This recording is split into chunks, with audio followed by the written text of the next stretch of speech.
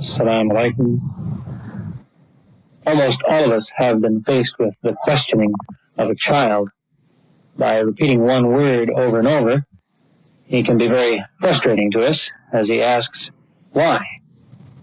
If you put a knife up out of his reach, he wants to know why. When you explain it sharp, why? And so you explain in order to cut fruit. And he says, why? And so it goes. It illustrates the dilemma of applying reason. What we have to do when we apply reason is first set the standards of proof. We decide for ourselves, what will I be satisfied with? If I find such and such and so, that constitutes for me a final proof. We have to decide that first. What happens, though, is that on the really important issues, the philosophical matters, thinkers set standards of proof, and then they take a look at their subject, and eventually they may arrive at their standards. They may arrive at the point which they said would constitute a proof. But then they ask for a proof of the proof.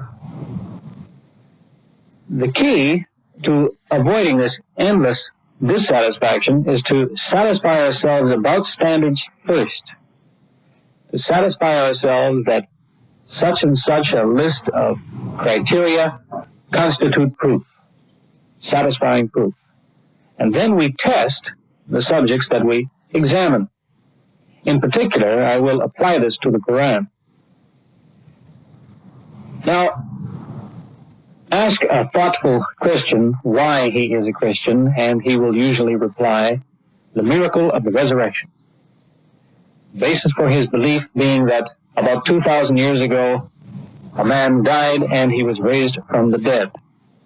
That is his miracle, his touchstone, because all else depends on that. Ask a Muslim, well, what is your miracle?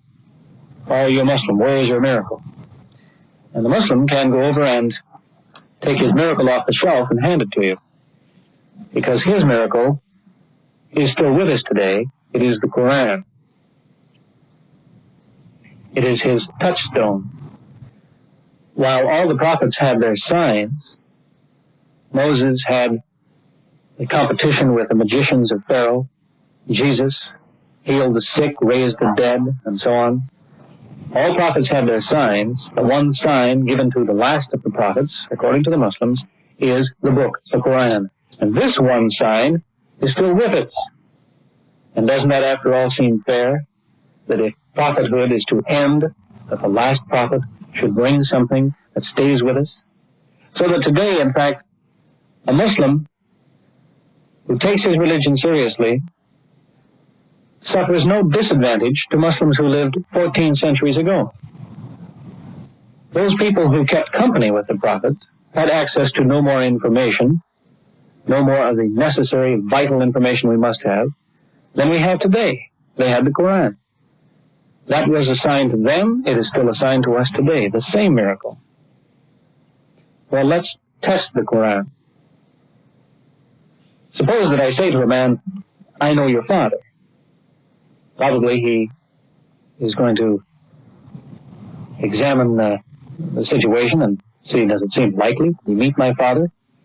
And if he's not convinced, he'll start asking me questions like, you know my father, you say, is he a tall man? Does he have curly hair? Does he wear glasses? And so on. He asks questions.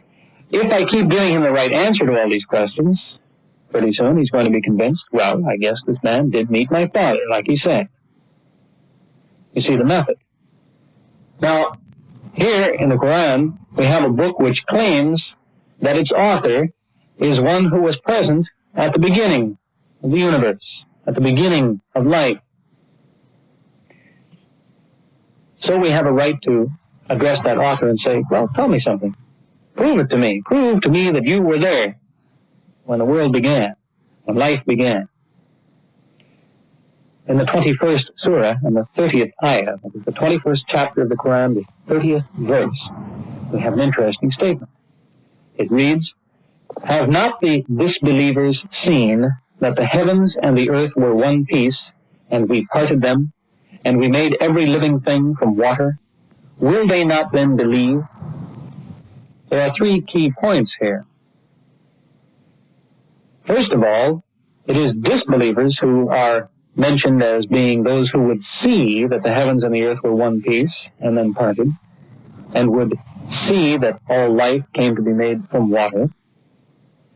As it happens, the universally accepted origin of the universe is now the Big Bang theory, which maintains that at one time all of the heavens and the earth were one piece, the monoblock it's called.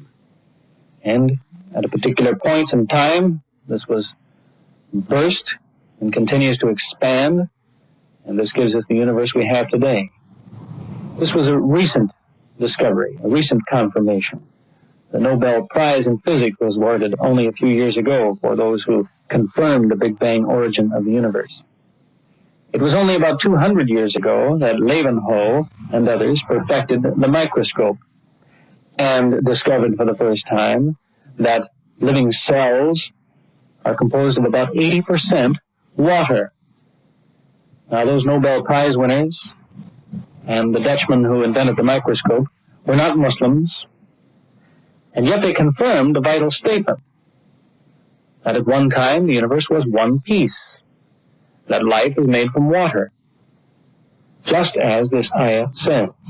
Have not the disbelievers seen that the heavens and the earth were one piece, and we parted them, and we made every living thing from water? Will they not then believe? Well, this sounds like an answer to the question we started with, when we asked of the author, tell me something that shows me you were present when the universe began, when life began. Now, everyone must be committed to something. You have to put your foot down someplace. It is impossible to be neutral at all times. There has to be a point of reference in the life of any thinking individual. You have to take a stand somewhere. The question, of course, is to put your foot down in the right place. Now, since there is no such thing as a proof of a proof of a proof, and so on, in order to find the right place to put one's foot down, to take a stand, we have to search and find that place, and it's by a method that I hope to illustrate in this talk. It's a question of finding a point of convergence. You see, we search for truth in many places, and we begin to know that we're succeeding in finding the truth if all our different paths start to converge. They start to come together to the same point. If we are examining a book, looking for evidence of divine origin, and we are led to Islam, this is one path. If at the same time we are examining the words of all those who were called prophets, and we find ourselves led to Islam, we have a firmly grounded basis for belief. We started looking for truth in two different places and found ourselves going down a path headed for the same destination.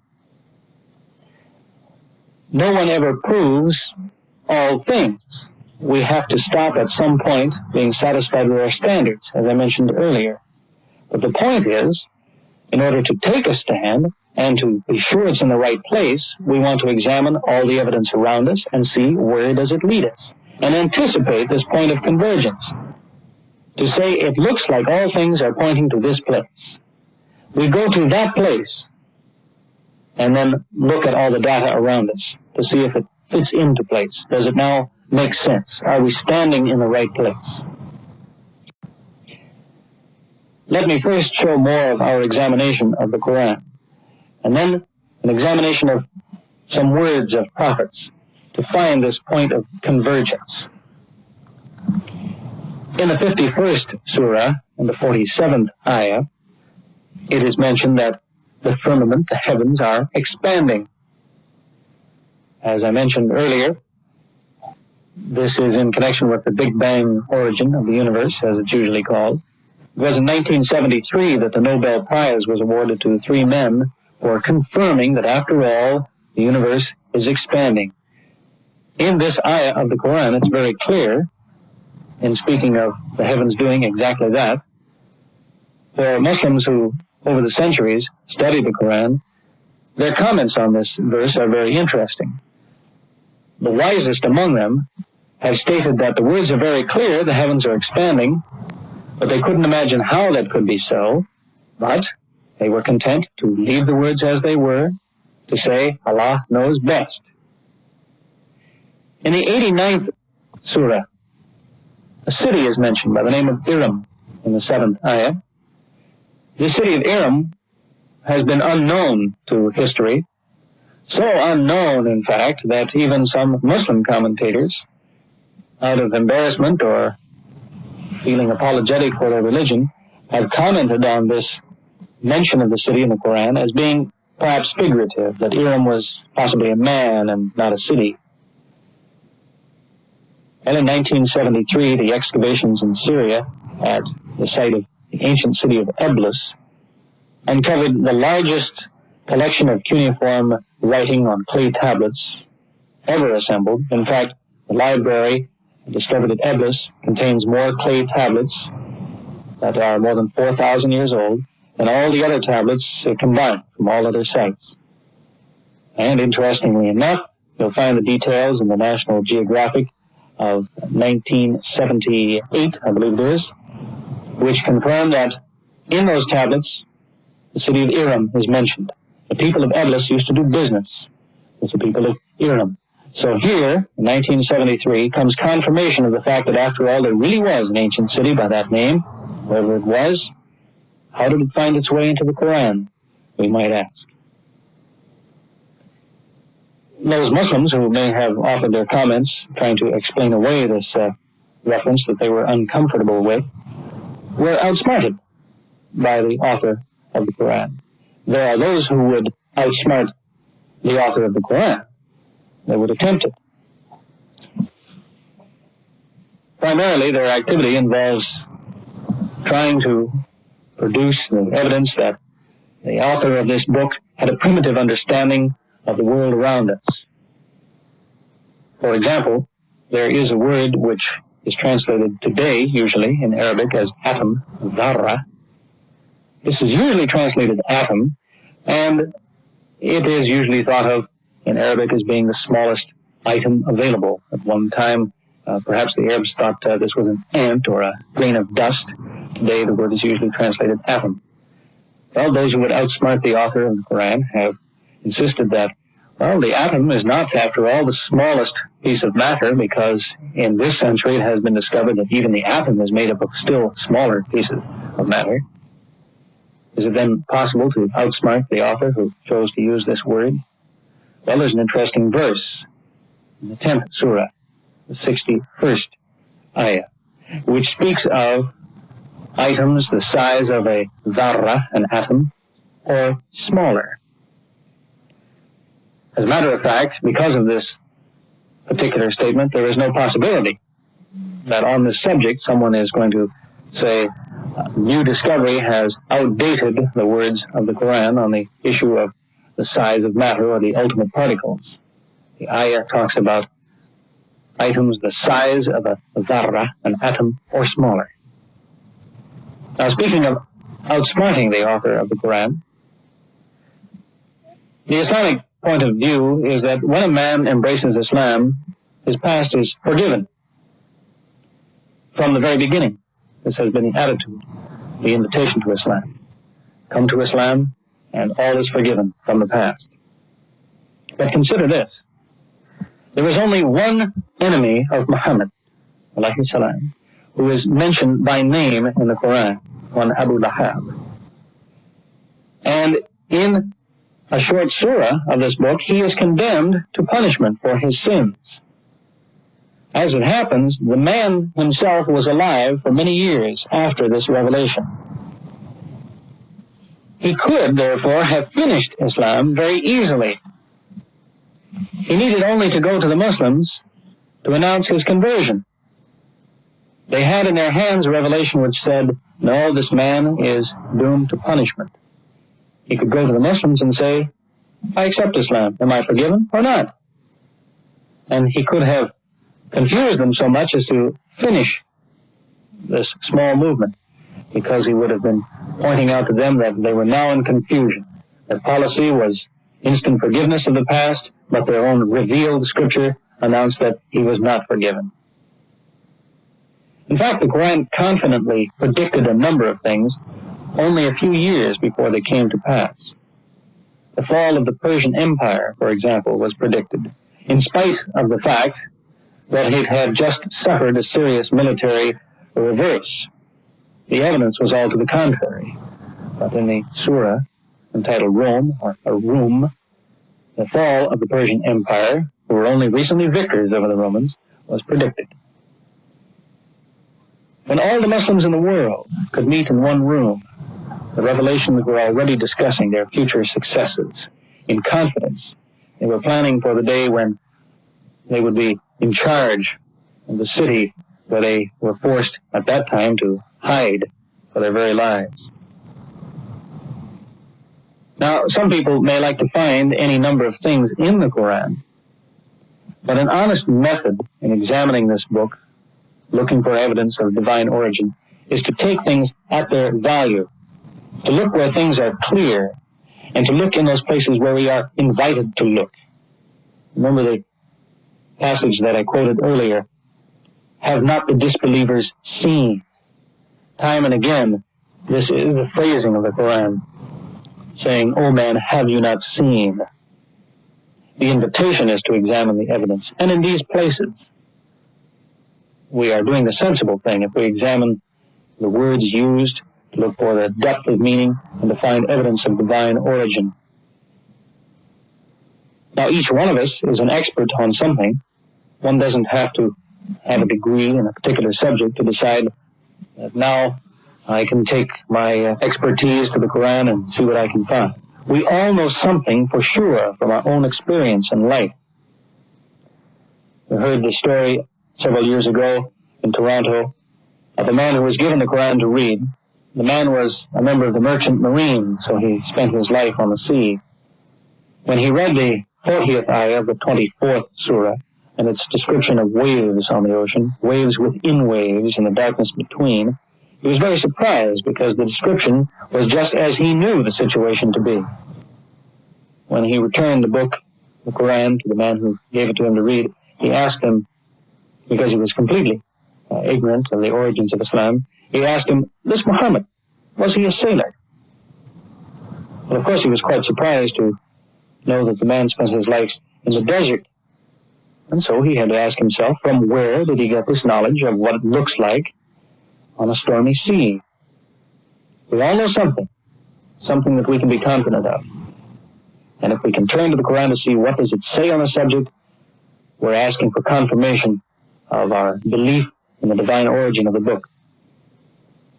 A friend of mine at the University of Toronto had the experience of dealing with a man who was doing PhD work for his psychology degree. He chose as his subject the efficiency of group discussion. He suggested a number of criteria as to what constitutes an efficient discussion. He graphed the process. That is, he achieved a measure of the efficiency of all groups in their discussions, according to an index by his system. And on his graph, he indicated the progress made by discussion groups of various sizes, from, I believe it was 12 on down. The interesting thing that happened, which he didn't expect to find when he began his project, was that while there was some difference between the size of any given group and how well they did in discussion, he was surprised to find that groups of 2 were completely off his scale. In other words, when 2 people sat down to discuss something, they were so much more efficient than any other size of group that it went completely off his scale of measurement. Well, when my friend heard about this and was discussing it with the man concerned, something went on in the back of his mind. My friend, being a Muslim, thought there's something familiar here about this idea. The psychology researcher was not a Muslim. He was debating with himself on changing the topic of his thesis. Should he call it the phenomenon of 2 or the 2 phenomenon? He was so surprised at his discovery. Meanwhile, my friend found that in the Quran, there is an ayah. He found it for himself the same night. There is an ayah which speaks on discussions and the size of groups and how efficient they are. And maybe we shouldn't be surprised to find that it is the groups that are 2 in number that do the best in achieving results. The ayah of the Quran reads concerning discussion groups that when discussing the Quran, one should sit alone and reflect on its meaning or discuss it in groups of 2. Now for myself, as I said, everyone knows something for sure or has an interest, an experience in life. My interest is mathematics and logic. There is an ayah of the Quran, it begins the 11th surah, which says, "This is a scripture whose verses are perfected and then expounded," which tells me that there are no wasted words in the Quran, that the verses, each verse is perfected and then it is explained. It couldn't be in a better form. One could not use less words to say the same thing. Or if one used more words, one would only be adding superfluous information. So this directed my attention to a particular mathematical subject, a logical subject, and I examined the Quran to see if I would find something of what I knew to be the case. A revolution in logic has occurred in the last 100 years, primarily over the difference between use and mention of words. The structure of logic seemed to be in danger of collapsing about 100 years ago because it came to the attention of the people who study these matters that the structure was not quite sound.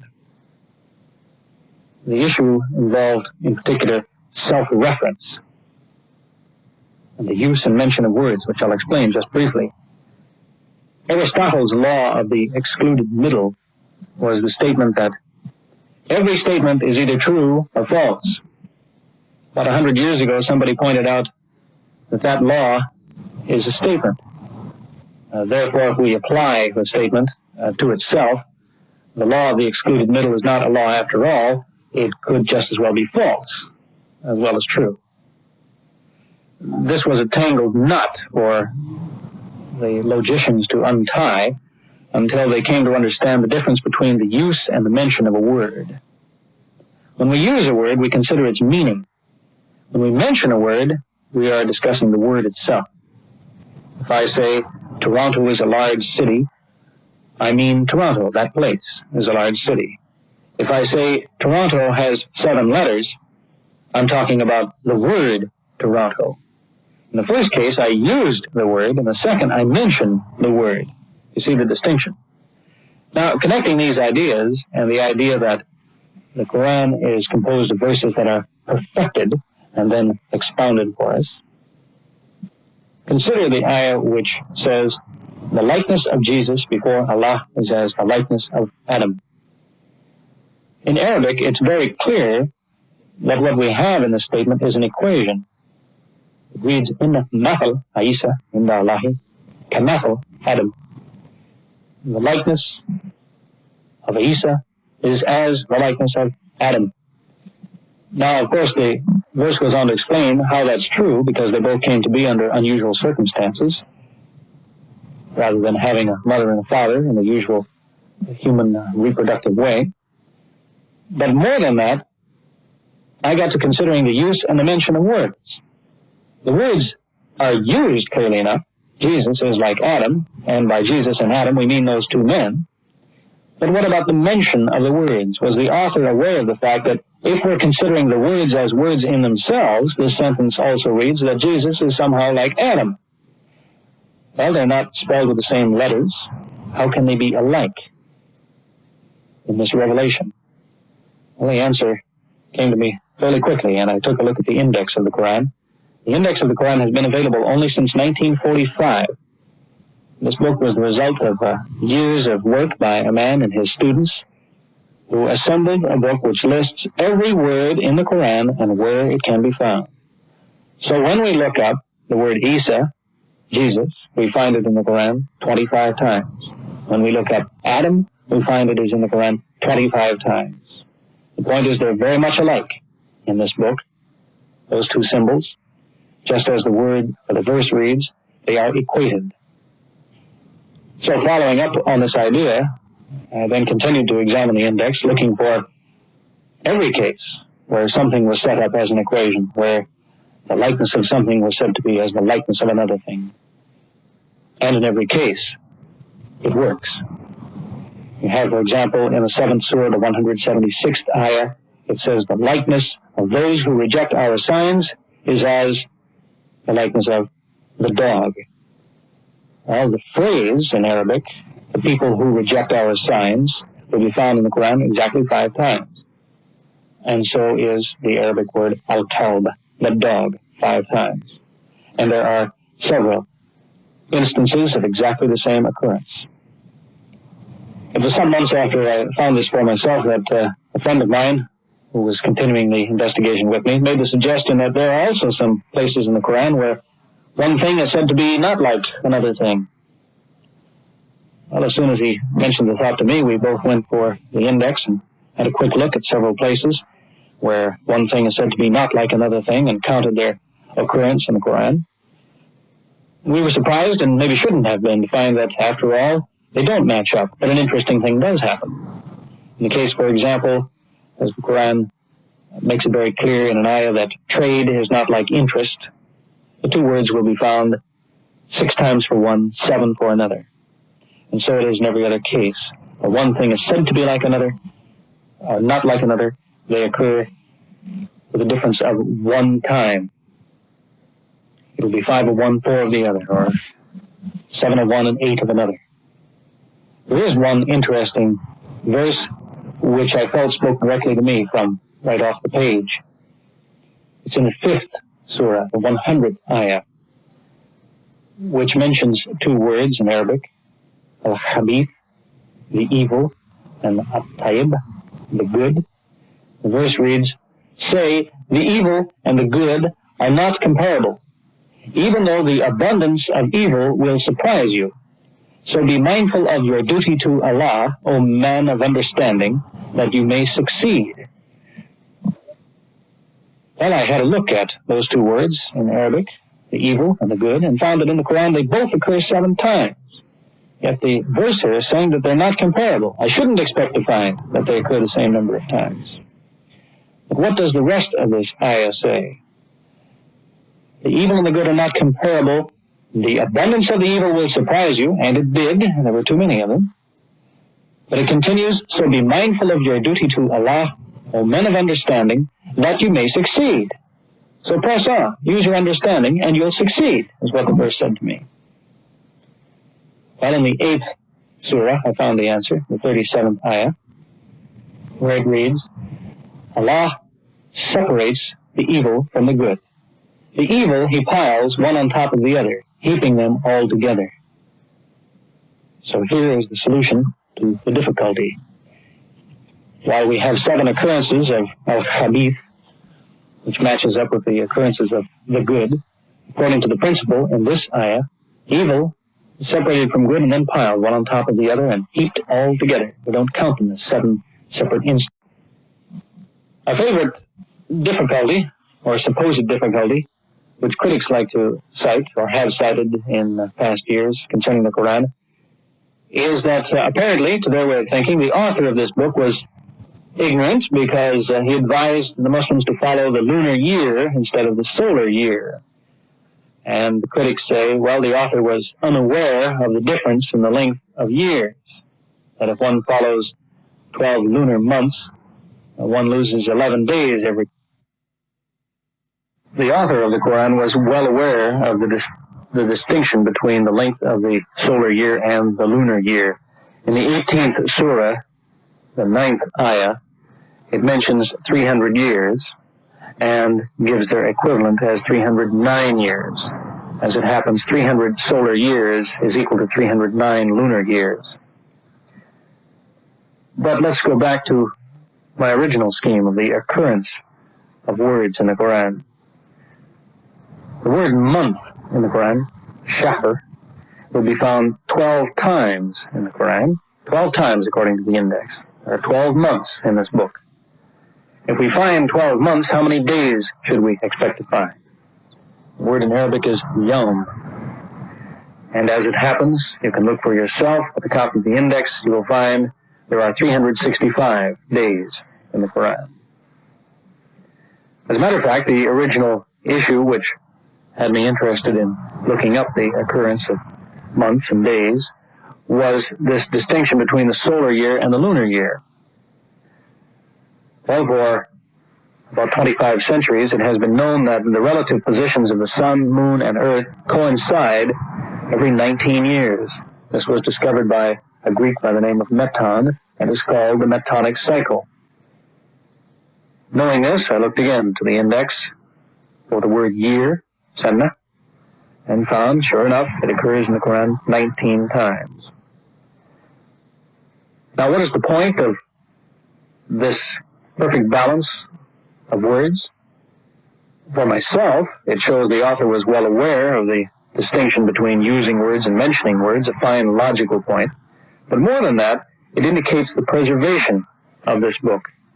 After giving a lecture on the subject of the Quran, I touched on some of these subjects, and a questioner from the audience afterwards said, how do we know we still have the original Quran? Maybe pieces of it have been lost or extra parts have been added.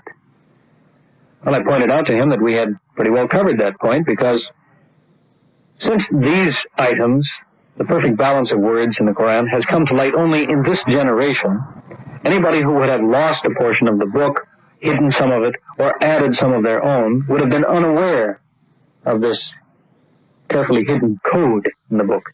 They would have destroyed this perfect balance. It's interesting to note, too, that while such a thing might be possible to organize today by the use of a computer to coordinate all words so that whatever thoughts you might have as to the meaning of a sentence, however you might construe an equation out of a sentence, you could check for yourself and the book would always have the balance of words. If that were possible today, if it were possible 14 centuries ago, why would it be done and then left hidden, and never drawn to the attention of those who first saw this book? Why would it be left with the hope of the author who contrived this, that maybe in many centuries someone will discover it and have a nice surprise? It's a scheme that doesn't make sense. In the 25th surah and the 33rd ayah, we are told that no questioner will come to the Muslims with a question for which a good answer has not been provided, and a best explanation for whatever his question. That's Surah 25, ayah 33. Well, what is it really saying? This ayah has said, for everything they say, we are given something to go back to them and reply. We look again to the index of the Quran, and we find that the word they say, in Arabic, qalu, is found 332 times. Now, what would be the natural counterpart of the Arabic word qul, which is the command, say? And you will find in the index it occurs 332 times also. In fact, an interesting feature of the Quran is that it replies to its critics as to its origins.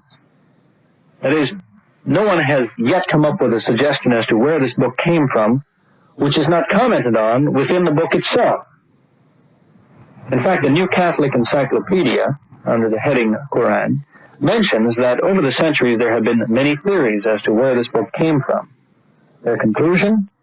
Today, no sensible person believes any of these theories. This leaves the Christian in some difficulty, in their own words.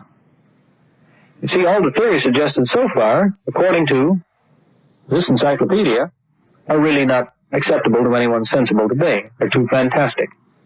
And yes, the Christian is left in some difficulty. Where did the book come from? Those who have not really examined the Quran usually dismiss it as being, as they say, a collection of proverbs or aphorisms, sayings that one man used to announce from time to time. They imagine that there was a man who, from time to time during the day, would think of some witty little saying and spit it out, and those around him would quickly write it down, and eventually this was all collected and became the Quran. And those who read the Quran find out that it's not anything like that at all. The collection of things said by the Prophet is the subject and the content of hadith. But subjects, the contents of the Quran, are all in the form of a composition, an explanation.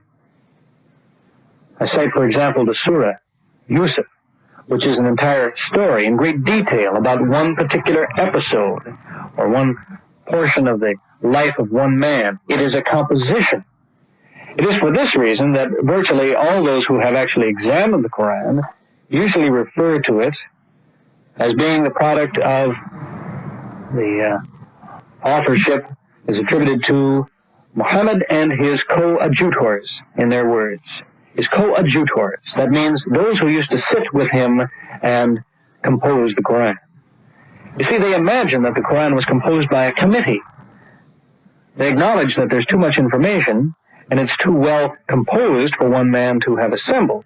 So they imagine that a committee of men used to meet regularly, bring their various sources of information, compose something, then hand it to this man and tell him, go to the people tomorrow, this is your revelation. In other words, it was a fraud concocted by a group of people. But what do we know about fraud? The Quran reminds us in the 34th surah, 49th ayah, as it says, say, now the truth has come.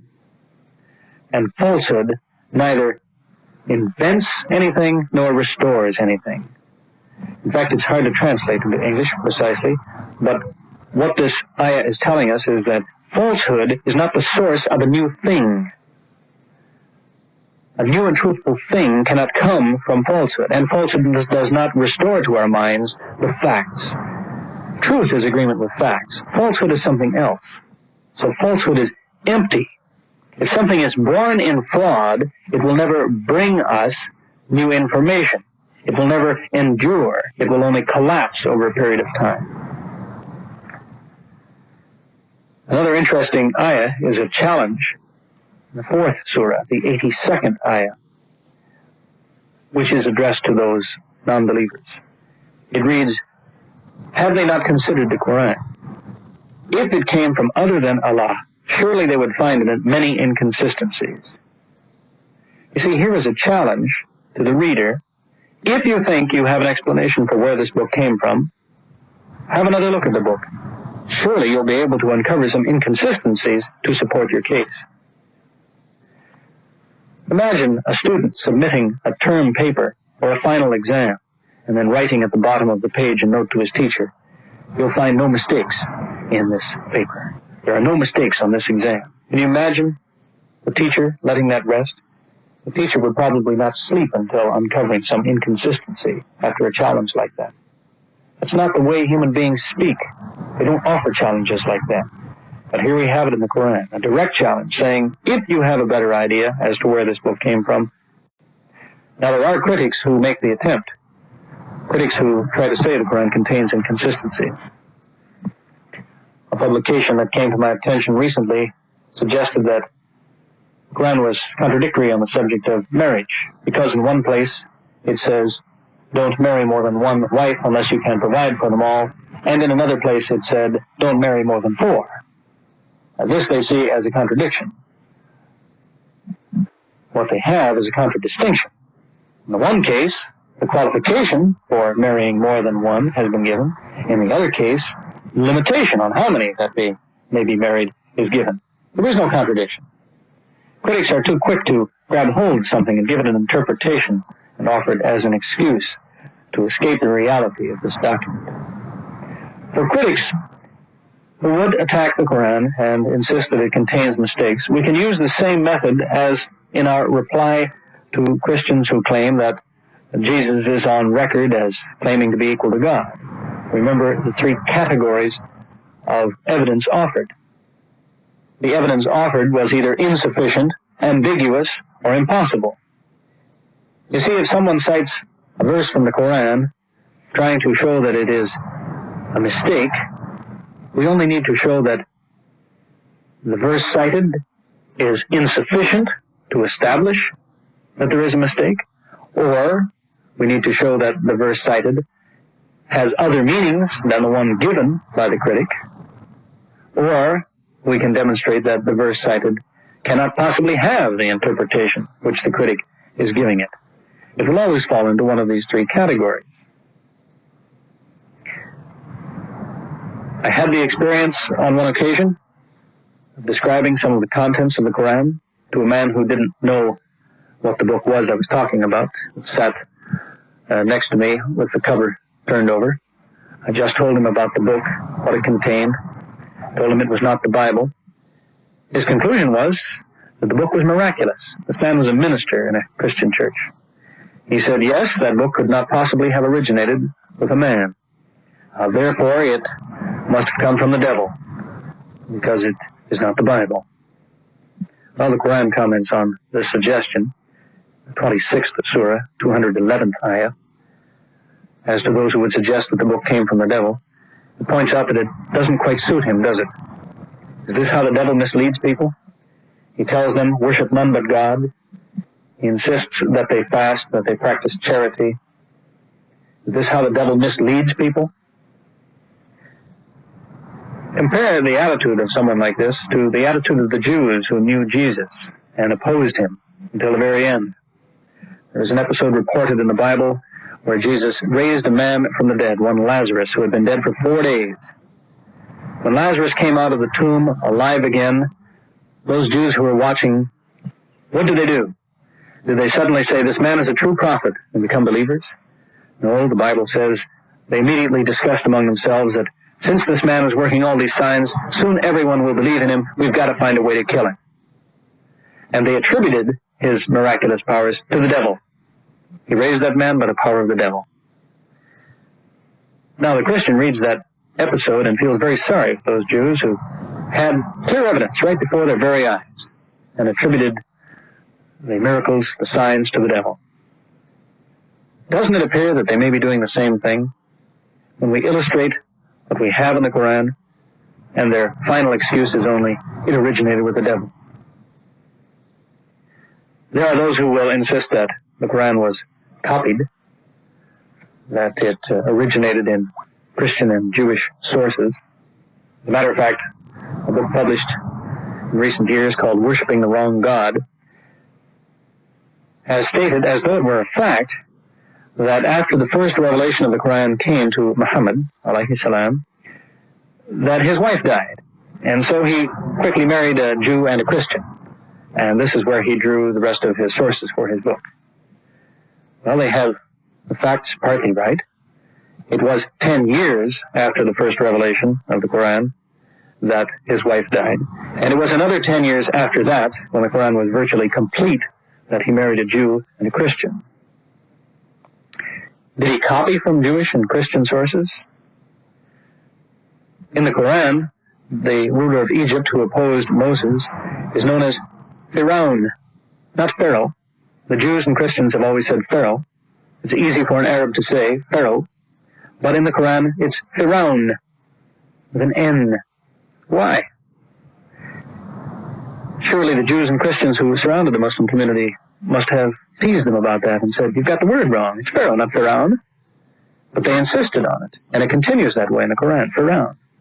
As it happens, the historical writings of Herodotus, the ancient Greek historian, exist to this day, and Herodotus comments on the ruler of Egypt being, in his day and in the centuries before him, one man who went by the title of Pharaoh.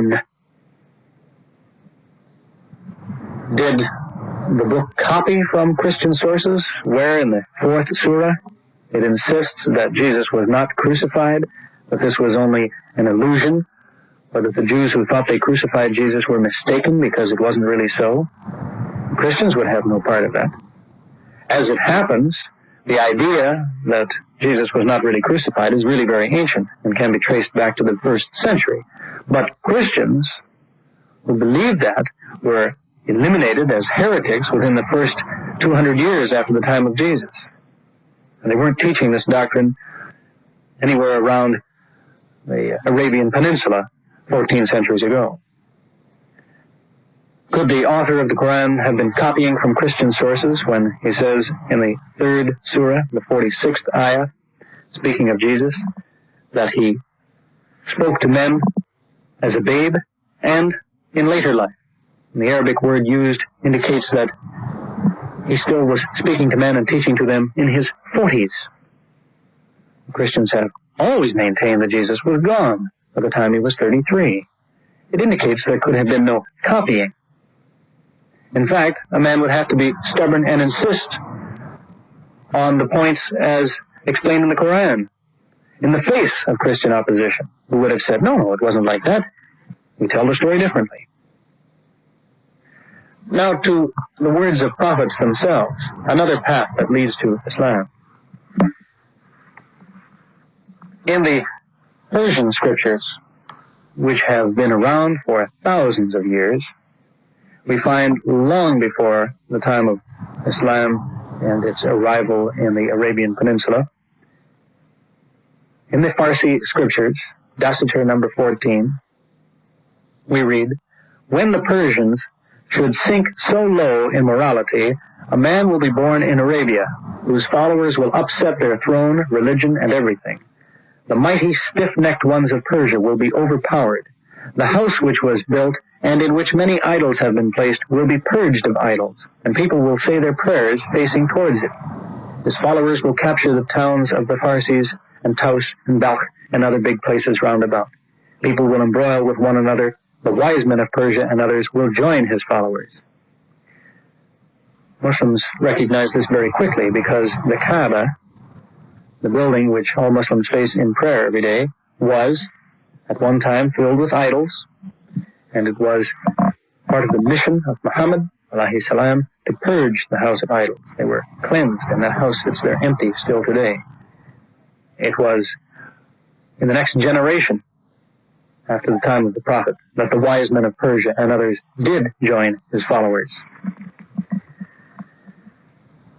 In the Bible, in Deuteronomy chapter 18, we have the words of Moses, who reports that God told him that he would raise up a prophet from among the brothers of the Israelites like Moses.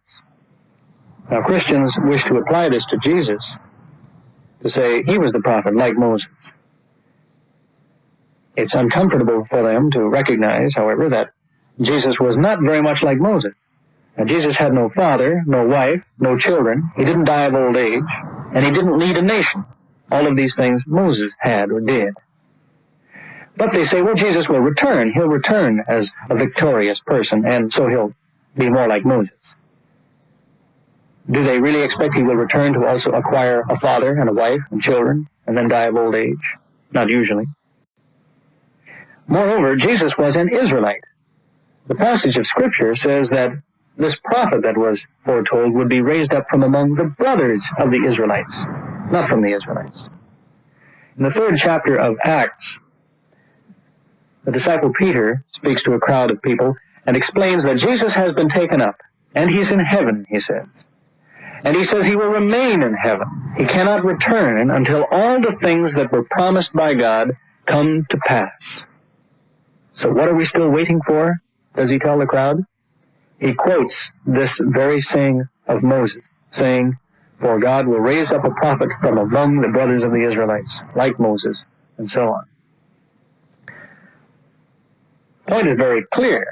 Christians like to see this prophet as being Jesus. But read carefully Acts chapter 3. What it says is that Jesus awaits a return. He cannot return until the fulfillment of this prophecy, that another prophet has to come. Jesus spoke of it himself, and the word survive, just barely, but they survive in the Bible. Jesus spoke of God sending another paraclete. Now there's a lot of argument over the meaning of this word paraclete. For now, we can leave that aside. What is a paraclete? It doesn't matter. The first letter of John shows that Jesus was a paraclete. He's called a paraclete. And we have Jesus promising another paraclete is going to be sent. Now, in English, we lose a lot by this word another because it's ambiguous. If someone's car breaks down and it's a Toyota, and I say, I'll go and get you another car, maybe I mean I'll go and get you another Toyota because this one you have is broken. Or maybe I mean, forget Toyotas, they're no good, I'll go and get you another car, I'll get you a Datsun. It's ambiguous, the word another in English. But the Greeks had a word for it. When they meant another of the same kind, they said allos. When they meant another of a different kind, they said heteros. And the important thing here is that when Jesus, who was himself a paraclete, said, God will send you another paraclete, he used the word allos, not heteros. Christians want to say that this other paraclete that was being sent was different than Jesus. It wasn't a man, it was a spirit.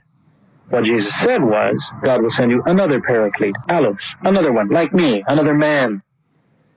This is not uniquely a Muslim interpretation. Rudolf Bultmann, in his 1971 book, The Gospel of John, a commentary, said, the paraclete is therefore a parallel figure to Jesus himself.